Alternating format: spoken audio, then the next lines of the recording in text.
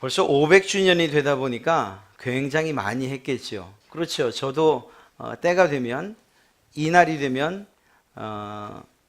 이 주제에 맞춰서 하나님의 말씀을 할 수 있는 대로 전하려고 애쓰거든요. 그러다 보니까 매번 중복되는 말씀들도 많고, 또 과연 500년 전에 일어났던 과거의 일들이 우리에게 어떤 의미가 있겠나 하는 의구심이 들기도 하고 그럽니다.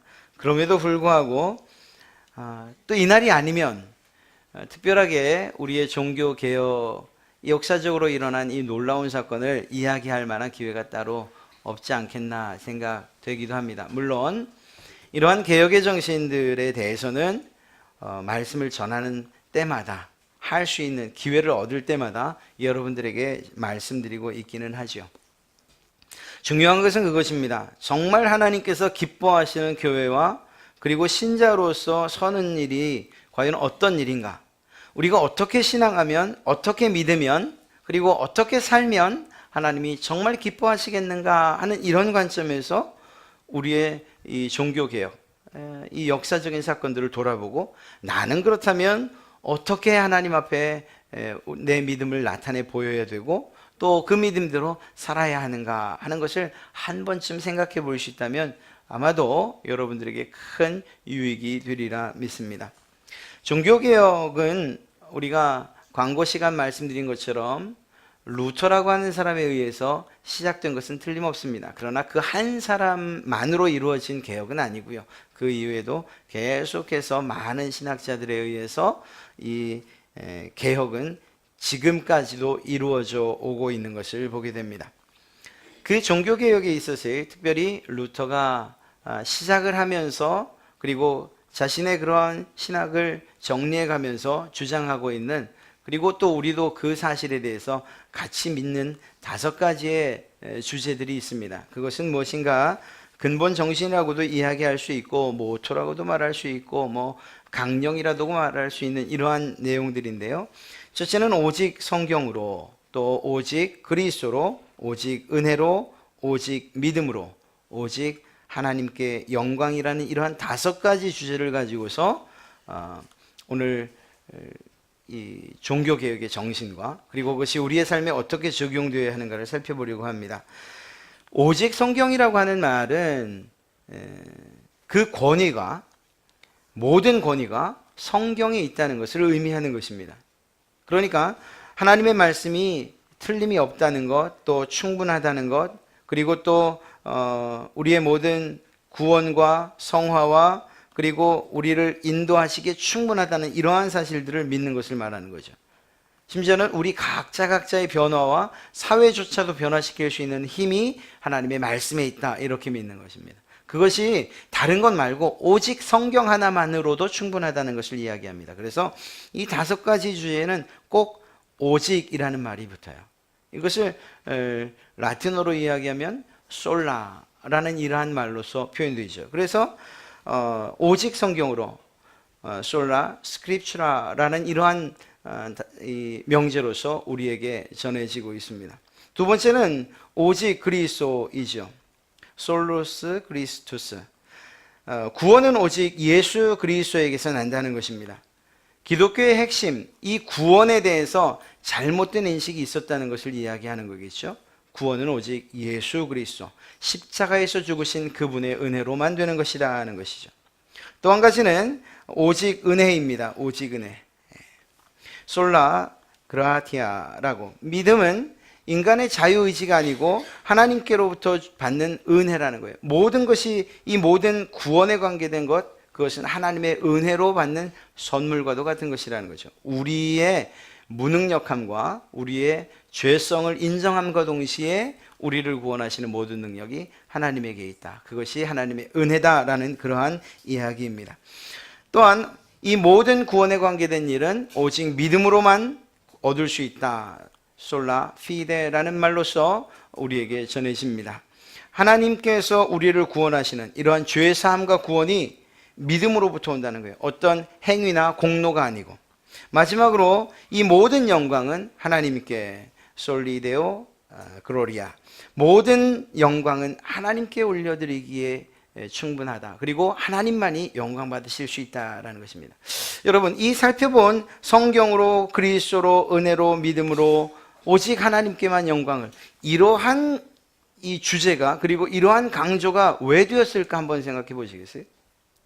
왜 루터가 종교개혁, 물론 그는 이토록 큰 시작점이 될 줄은 몰랐어요. 그러나 그가 95개의 반박문을, 그 당시에 로마 카톨릭이 하고 있던 잘못된 성경적이지 않고 비성경적이라고 했던 그러한 논제들을 적어서 나와 토론하자라고 해서 붙였던 95개의 이러한 반박문을 붙일 때 이러한 정신으로 붙였다는 것인데, 왜 이런 정신을 가지고 있었을까 하는 거예요.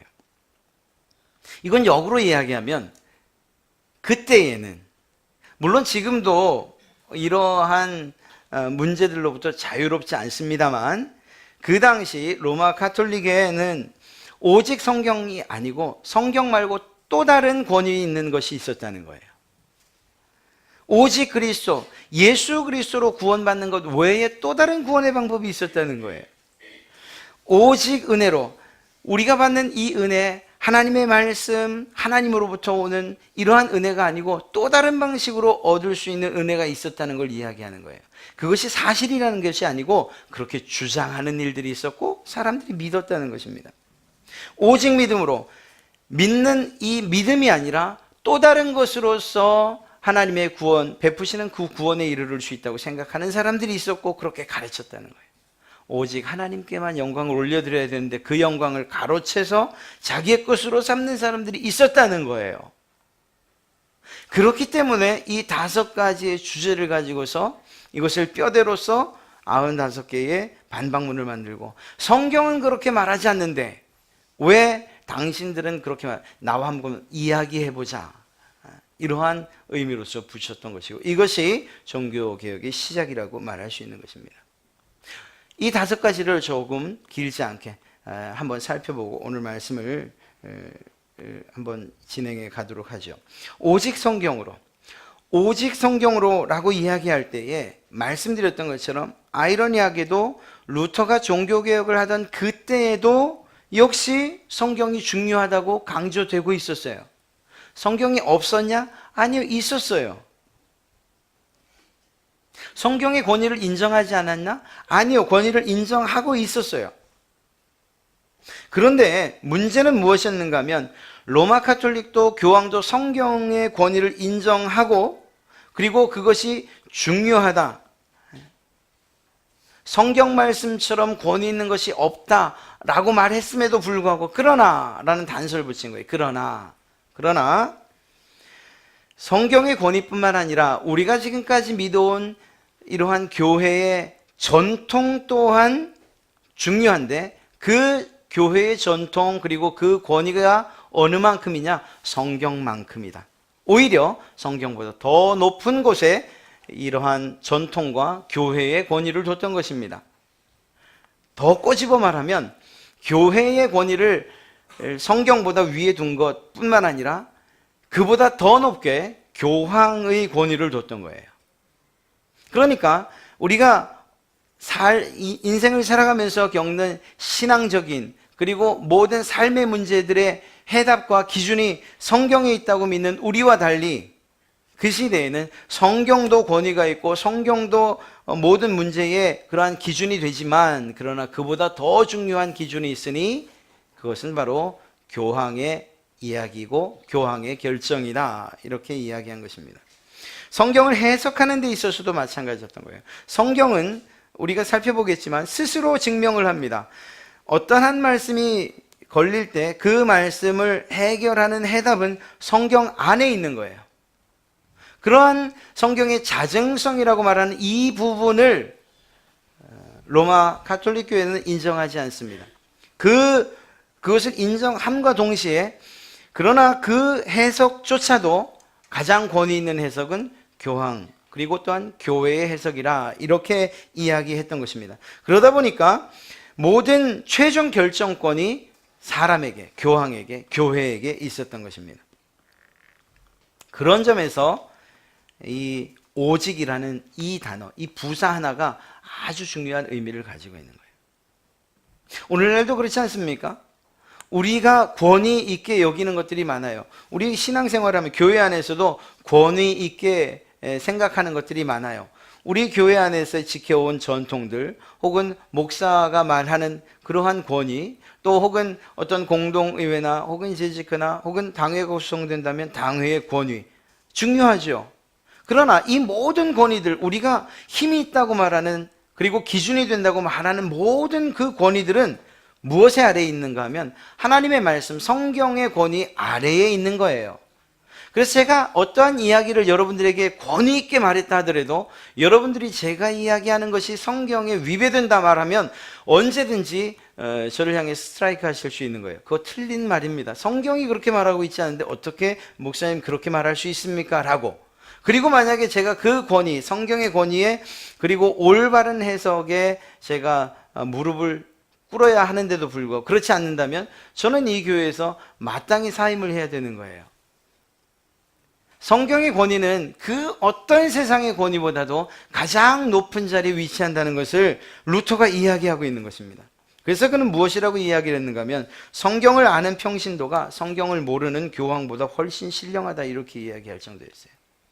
하나님의 말씀이 그만큼 권위가 있고, 그리고 이 세상의 모든 것들을 판단하는 그러한 기준이 되어진다는 것이죠. 특별히 신앙에 있어서는 말입니다.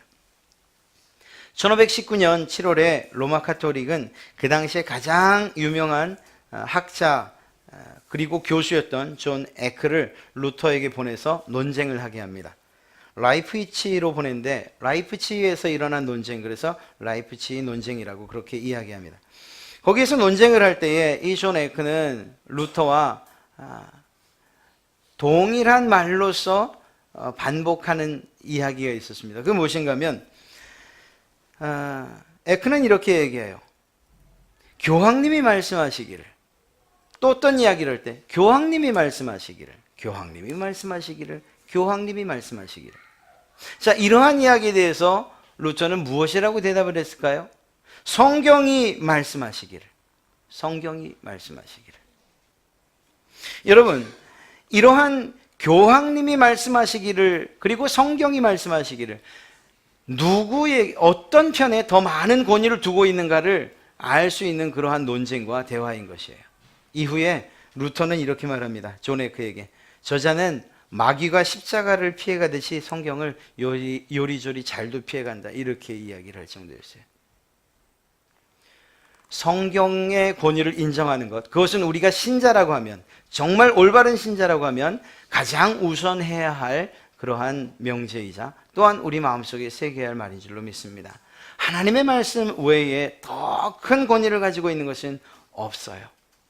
하나님의 말씀이 여러분들의 삶에, 특별히 신앙과 행위의 유일한 표준과 규범으로서 자리 잡기를, 마음속에 새기시기를 간절히 축원합니다. 최종적인 권위가 하나님의 말씀에 있다는 것. 오늘날 사실은 그렇지 않죠.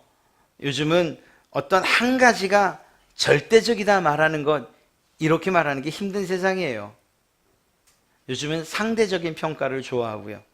그래서 오직이라든가 절대신, 절대진리, 이런 이야기를 하는 것을 굉장히 껄끄러워하는 그런 시대예요. 그러다 보니까 내가 그러한 기준의 중심에 서게 되는 거죠. 내가 중요한 거예요, 내가. 그래서 내가 중요한 거예요. 다른 사람들의 이야기나 다른 사람들의 행동, 이런 것들을 이해하려 하기보다는 오히려 그냥 내가 중요한 거예요. 그리고 모든 절대적인 것을 아니라고 말하는 이러한 시대가 되어버리고 말았습니다. 그러나 이러한 시대라 할지라도, 이러한 사상이 주류를 이루는 이런 시대라 할지라도, 앞으로 더 심해진다 할지라도, 우리가 믿어야 될 가장 중요한 핵심 가운데 하나는 무엇인가 하면, 모든 것이 권위가 있다 할지라도 그 가운데 가장 최고의 권위는 하나님의 말씀에 있습니다 라고 하는, 오직 성경으로라고 하는 이러한 신앙이, 이러한 신앙의 기준이 여러분에게 있어야 할 줄로 믿습니다. 사람들이 뭐라고 해? 난 나를 믿어, 이렇게 말하죠. 그러나 정말 믿을 만하지 못한 거예요. 어리석은 것은 왜 그것이 잘못됐다고 말하는가 하면 그 사람이 스스로 나를 믿는다고 말하지만 그 믿는 나가 자신이 얼마나 연약한지 얼마나 부족한지 알게 되는 순간 믿을 만한 존재가 되지 못한다는 것을 알게 되는 것이죠. 그냥 조그만 독감만 걸려도 그냥 어찌할 바 모르고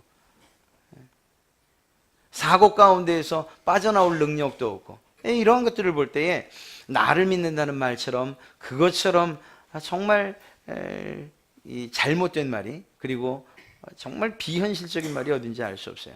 우리가 믿어야 된다면 오직 성경 절대적인 권위를 가지고 있고 영원토록 변치 아니하는 하나님의 말씀인 그러한 이 성경인 줄로 믿습니다. 두 번째는요, 오직 그리스도입니다. 오직 그리스도로. 인간은 누구나 다 죄인이에요. 우리가 아무리 선하게 살고 착하게 살고 또 그리고 그렇게 살려고 노력을 해도 일정 부분은 그렇게 살 수 있을지 몰라요.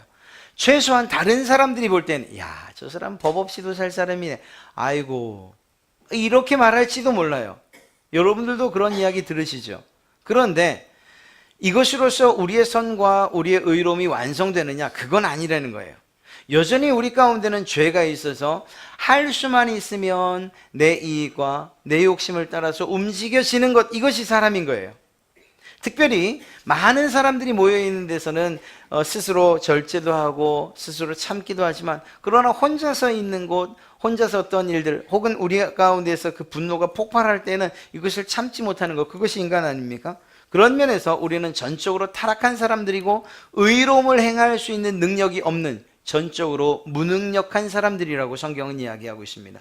그리고 우린 이 사실을 믿어요.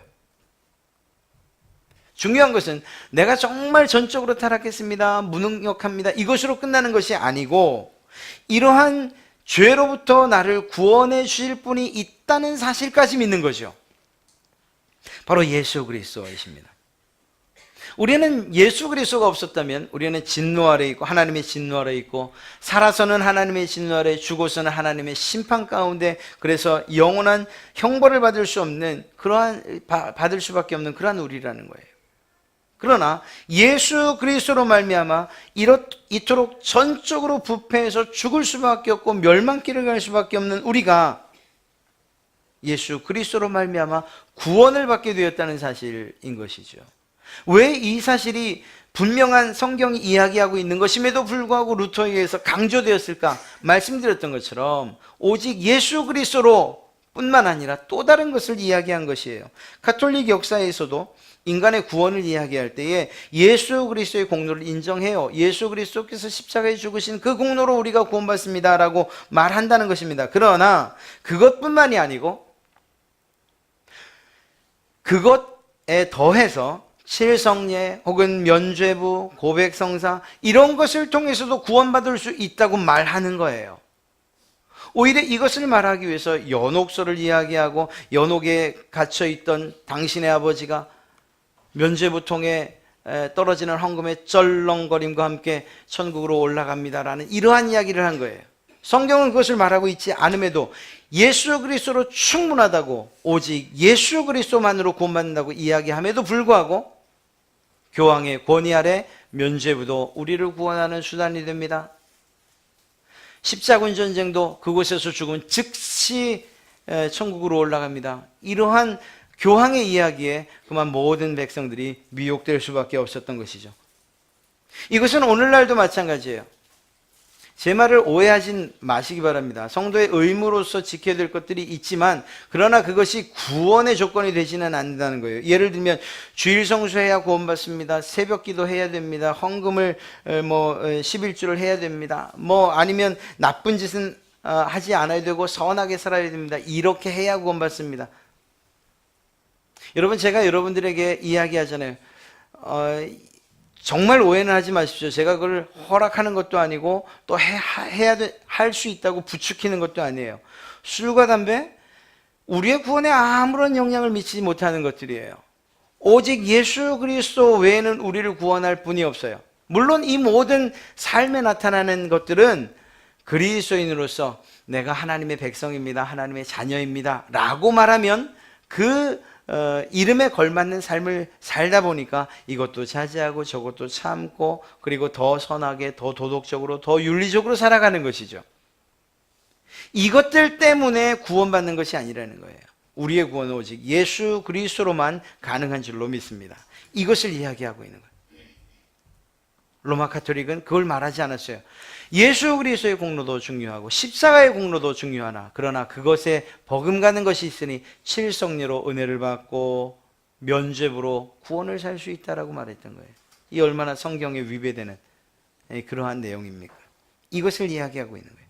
본질에서 변함이 없어야 되는 거예요. 오직 예수 그리스도라는 사실을 우리는 마음속에 새겨야 되고, 세상에 나가면 이러한 도전을 얼마나 많이 받는지 알 수 없어요. 야, 기독교인들은 정말 외골수야, 너희는 너무 독해 라는 이야기 들어요.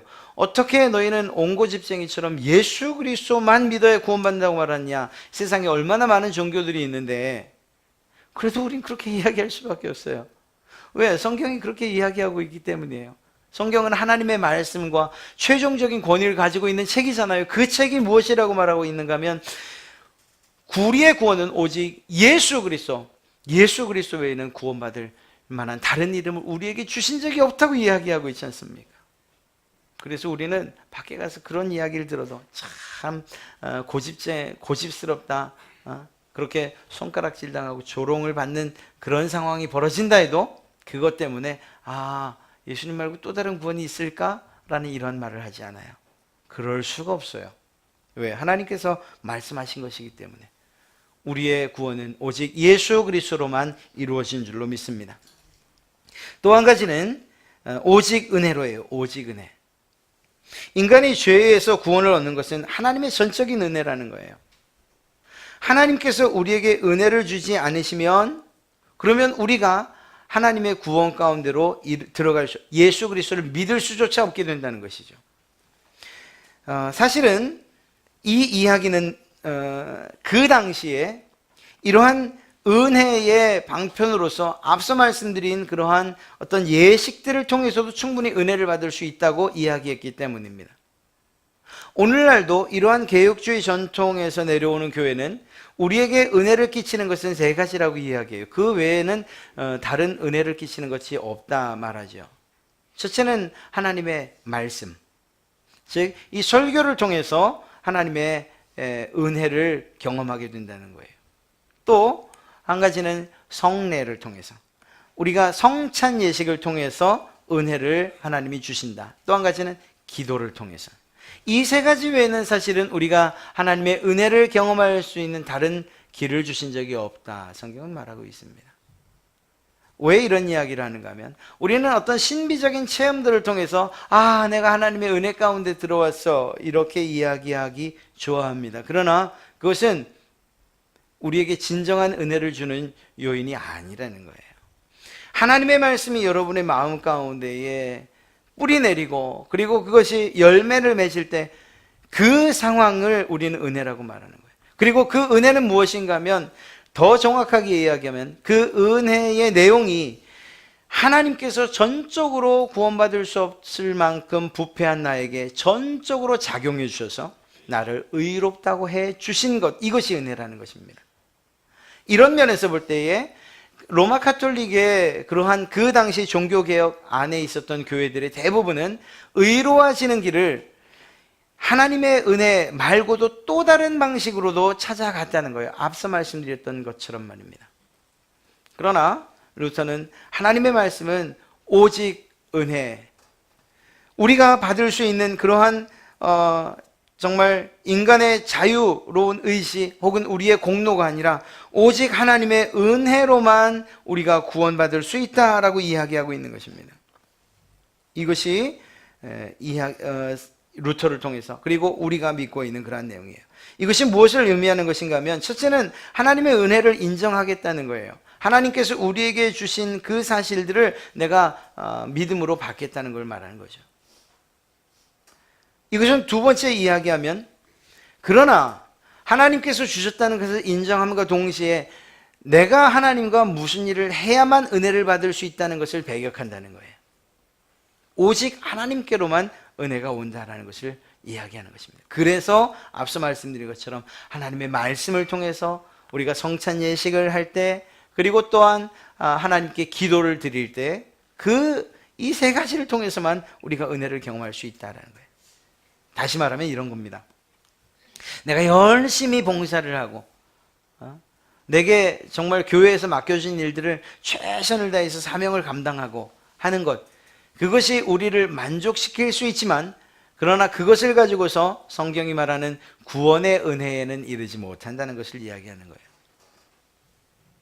하지 말라는 이야기가 아니고 그것들이 우리의 구원에 하등의 영향을 미치지 못한다는 것입니다. 전적으로 하나님께로부터 오는 그러한 선물이라는 것을 인정하라는 것입니다. 네 번째는 오직 믿음이지요. 사실은 이것은 성경이 이야기하고 있는 핵심적인 진리라고 말할 수 있습니다. 오직 믿음으로. 어떻게 하면 우리의 죄를 용서함 받고 천국 갈 수 있는가? 어떻게 하면 그렇게 갈 수 있는, 하늘나라를 갈 수 있는 의로움을 우리가 얻을 수 있는가?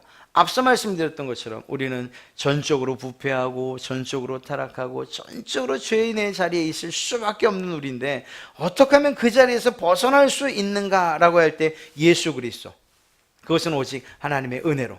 그러면 이 예수 그리스도와 이 하나님의 은혜를 어떻게 취득할 수 있느냐 하는 거예요. 어떻게 내 것으로 할 수 있느냐. 그 당시 사람들은 우리의 공로, 사람들이 무엇인가를 하면, 예를 들면 고행을 하면, 그 수도사들이 스스로의 몸을 아프게 하는 거예요. 무릎을 꿇고 계단을 올라가면서 주님께서 이러한 고통을 당하셨으니 나도 그 고난에 동참합니다. 내가 그 고난에 동참하면서 그래서 하나님의 은혜를 받을 수 있고 구원을 받을 수 있습니다. 이렇게 믿게 했다는 거죠. 아니라는 것입니다. 우리가 어떠한 몸의 고난을 당하고 또 정말 눈물을 줄줄 흘리고 또 그 고통 가운데에 실제적인 동참을 한다 할지라도 그것이 우리를 구원하는 것이 아니라는 거예요. 우리의 행위로서는 구원받을 수 없다는 것을 이야기하는 것입니다. 지금도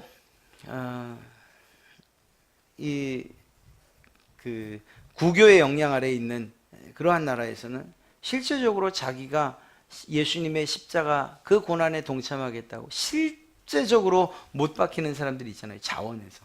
그리고 그 고통에 동참하는 거예요. 그리고 그 고통과 함께 내가 구원에 이른다고 생각하는 거죠. 아니라는 것입니다. 우리가 어떠한 일들을 한다 하더라도 그것이 우리에게 구원의 공로로 쌓여가는 것이 아니라는 거예요. 헌금을 많이 한다고 해서, 봉사를 많이 한다고 해서, 내가 예수님의 고행 가운데에 동참하기 위해서 입산수도하고 정말 수도 생활을 한다고 해서 그 어떤 우리의 행위들도 우리의 구원에 어떠한 공로로도 쌓일 수 없다는 것을 이 루터는 알고 있었던 거예요. 그리고 그 사실을 이야기하는 것입니다. 성경도 또한 그것을 이야기하고 있는 것이고요. 복음에는 하나님의 의가 나타나서 믿음에 이르게 하나니 기록된 바 오직 의인은 믿음으로 말미암아 살리라 함과 같으니라. 이 말씀에서 이 루터가 벌떡 일어나서 종교개혁의 깃발을 높이 든 것 아닙니까? 그렇습니다. 천국은 우리가 흔히 어렸을 때 불렀던 것처럼 돈으로도 못 가요, 힘으로도 못 가요, 잘생겨도 못 가고. 예, 맞습니다. 아주 정확한 말이에요.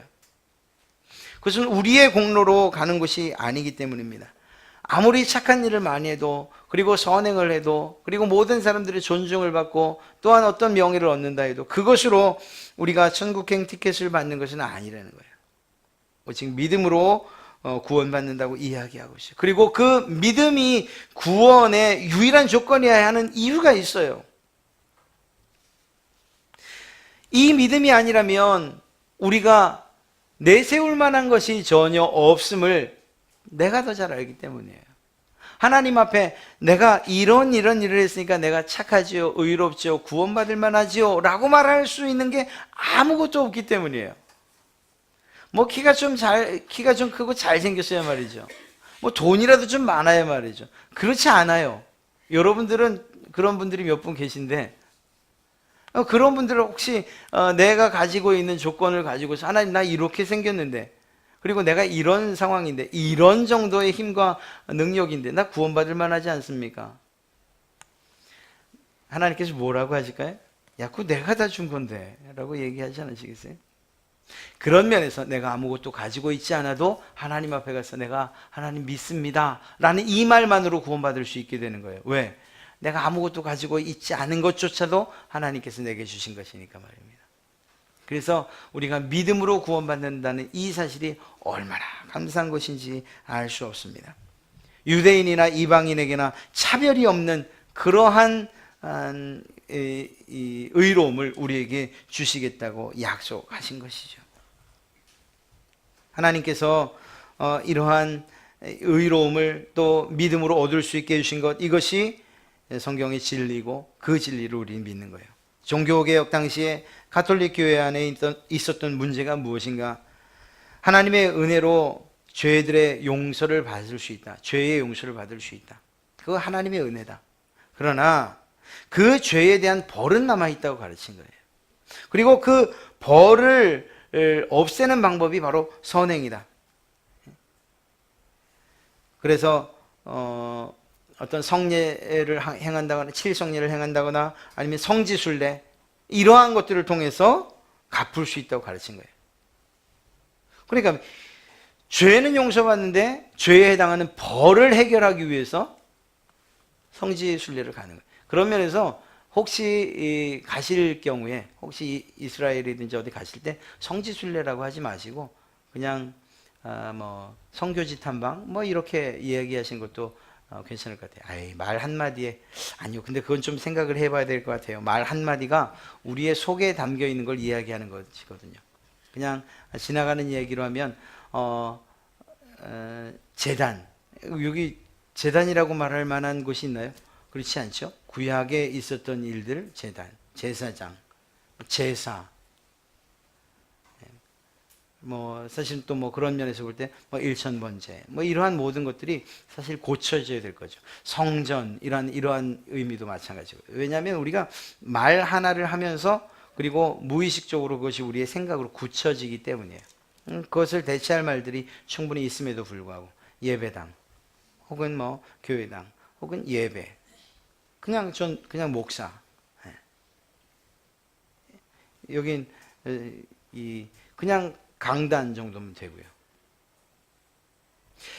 이러한 말들, 또 그리고 또 이 당시에 있었던 이야기들을, 이런 문제들을 해결해 가려고 했던 이러한 생각과 정신들을 우리가 이어받아야 되는 거죠.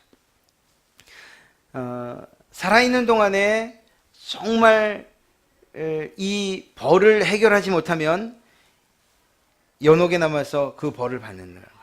그러다 보니까 거기서 연결된 게 앞서 말씀드렸던 면죄부. 야, 그 벌 받지 말고 네 후손이, 네가 지금 아버지를 어머니를 위해서, 가족들을 위해서, 친구, 친척들을 위해서 헌금하면 그 모든 문제를, 그 벌 받지 않고 바로 천국 갈 수 있게 해주마. 이러한 이야기들을 교황과 교회가 했던 것이죠. 구원은 하나님의 은혜라고 말했어요. 그러나 그 은혜를 받기 위해서는 모든 그리스도인들이 노력해야 된다는 거죠. 그렇지 않습니다. 사랑하는 성도 여러분, 우리가 이 사실들에 대해서는 좀 명확히 하셔야 돼요. 우리가 어떤 일들을 해서, 노력을 해서 그 은혜를 취득하는 것이 아니라는 사실을 정말 자신감 있게 마음속에 좀 새기시기 바랍니다. 그래서 혹시라도 누군가가 교회 안에서 어떤 일들을, 혹은 여러분들이 구원받기 위해서 어떤 일들을 해야 된다고, 또 어떤 공로를 쌓아야 된다고 말하면 확실하게 아니라고 이야기하셔도 됩니다. 우리의 구원은 오직 믿음으로, 전적으로 하나님의 은혜로, 오직 예수 그리스도로 말미암아 얻는 것이기 때문입니다. 그러면 봉사할 사람이 없어진대요. 그건 제 걱정이기도 해요. 그러나 그건 걱정하지 않나요? 왜냐하면 여러분들이 정말 하나님의 은혜를 깊이 경험하면, 그러면 예수 그리스도의 몸이라고 일컬어지는 이 교회 안에서 봉사하는 일들, 그리고 서로를 이해하고 위하는 일들, 이건 제가 이야기하지 않아도 그렇게 그냥 자연스럽게 이루어질 일이기 때문이에요. 제가 온 지 그래도 5년, 6년 차가 들어가려고 하잖아요. 제 기억에는 아직 여러분들에게 사역을 강조한 적은 없어요. 이건 앞으로도 마찬가지예요. 왜냐하면 이건 강조해서 여러분이 하면 하겠지만, 그러나 그건 짐이 될 일이 분명하기 때문이에요. 구원의 감격을 경험하고 그리고 하나님의 전적인 그리고 오직 믿음으로 오직 예수 그리스도로 오직 은혜로 내가 받은 그 구원의 가치를 아는 순간 우리는 하나님께 충성을 하기 위해서 일을 찾게끔 되어 있어요. 이건 제가 강조하지 않아도 되는 일이기 때문이에요. 마지막 한 가지를 말씀드리고 마치죠. 오직 하나님께 영광입니다. 로마 가톨릭은 교회가 영광을 취했어요. 영광과 함께 돈도 취했어요. 교황이 모든 영광의 그런 주인공이었어요. 모든 영광 교황께. 그러나 그것이 잘못됐다는 거예요. 우린 먹든지 마시든지 무엇을 하든지 오직 하나님께만 영광을 돌릴 사람들, 그렇게 살아야 되는 사람들이라는 것입니다. 하나님께 드려야 할, 하나님만이 받으셔야 될 그 영광을 가로챌 수 없다는 거예요. 이 일을 로마 가톨릭이 하고 있었다는 사실을 루터가 알았으니 이러한 개혁의 그러한 가장 중요한 정신 5가지 가운데에 오직 하나님께 영광을 돌리자, 이 말을 넣겠습니까? 그런 의미로 넣었던 거예요. 오늘날도 마찬가지예요. 모든 영광 저에게가 아니고, 모든 영광 여러분에게가 아니고, 우리 갈릴리 교회가 아니고, 모든 영광은 하나님께 올려드리시기 바랍니다. 이것은 여러분들의 말의 습관으로도 충분히 우리의 인식과 우리의 삶을 변화시킬 수 있어요. 모든 영광 하나님께. 어떤 정말 감사한 일 혹은 감사하지 못하고 정말 눈물 나는 일이 있어도 그 모든 것이 하나님의 주권하에 그리고 하나님의 인도하심 가운데 일어났다는 사실을 믿는다면 우리는 이 일조차도 하나님께 영광 되길 바랍니다. 하나님께 영광 올려드립니다. 영광 받으십시오. 예전에 신보라라고 하는 그러한 개그우먼이 간증을 하는 그러한 학생 집회에서 간증하는 그날 들었던 내용이에요. 하나님, 내가 어떻게 하면 하나님께 영광을 올려드리는 삶을 살까요? 그래서 그렇게 했대요. 선배들이 커피 타오라고 해요. 보라야 커피 한 잔. 그럼 이거 맨날 무슨 내가 커피 타러 여기 왔는가 궁시렁 되면서 침 한번 툭 뱉고 싶은데 그렇게 하지 않았다는 거죠. 하나님, 내가 이 커피 타는 일을 통해서도 하나님 영광 받으십시오. 이게 도대체 무슨 말이에요? 커피를 타는데 영광을 하나님이 받으신다고요? 그러나 그것이 사실이에요. 여러분의 모든 일거수일투족을 하나님께서 그 모든 일들을 통해서 하나님이 영광 받으신다. 여러분이 사는 것이 하나님의 영광을 위하여서라고 살면 그렇게 영광을 하나님께 돌리는 삶이 된다는 것을 말하는 거예요. 아침에 일어나서 하나님께 감사한 그러한 마음으로 하나님 오늘 하루도 하나님께 영광 올리는 삶을 살게 해주시오. 주방에서 설거지를 하면서도 아니면 여러분들의 일거리에서도 여러분들이 잘 되는 일이든 그렇지 않은 일이든 내가 이 일을 통해서 이거 내가 정말 인정받겠구나, 그것이 아니고 내가 인정받을 수 있도록 하나님께서 해주시니 하나님 영광 받으십시오. 이 일을 통해서 말입니다. 이렇게 우리의 습관이 그리고 또 말의 습관이 생각의 습관이 된다면, 그렇다면 하나님께 영광 올려드리는 삶, 그것이 그렇게 어려운 일은 아니라고 생각됩니다. 물론 우리가 그렇게 하지 않으셔도 하나님은 스스로 영광을 취하는 분이에요. 그럴 만한 분이시고 그렇게 하셨어요, 성경의 역사를 보면. 그러나 그 영광을 올려드리는 일에 우리가 동참할 수만 있다면, 그래서 하나님께서 네가 올려주는 영광 내가 기쁘게 받았다, 이렇게 여러분에게 말씀해 주실 수만 있다면 우리에게 얼마나 큰 기쁨이 되겠냐는 것입니다.